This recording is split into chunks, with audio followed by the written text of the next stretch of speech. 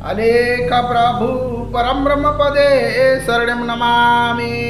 सुधी वृंदे ममता दिव्य चेतनार आज कथावस्तु को आपण मानकु सुस्वागतम सारस्वत प्रणाम अलेख महिमा शरण।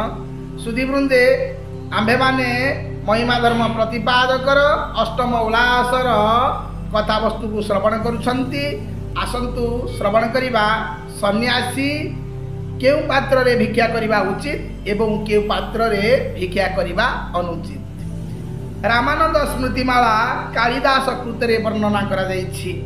भुंजित पत्र पुटके पात्रे बाभावत जति नवटा स्वतत पर्णेषु कुंभी तैंदुक पात्रके पलाश पद्मपत्राणि रंबाच मधुपर्णकम पुटंजय ब्रह्म पर्णानि षडेते योग्य भजने अश्वतत बट पर्णंच पर्णमर्कम तथैव च एरंड पत्रमेत्तानि गोमांस इव भजने। सुधी वृंदे जति पत्र पुडारे बा अभाव स्थले मृत्तिका पात्र रे भजन करिवे बट किंबा अश्वतत पत्र रे अथवा कुंभी ओ तैंदुक निर्मित पात्र रे जति केबे भजन करिवे नहीं।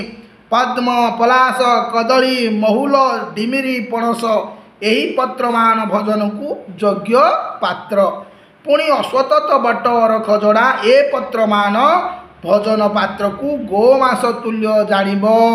तेणु यही पात्र गुड़िकरे सन्यासी केबे भजन करिवे नहीं।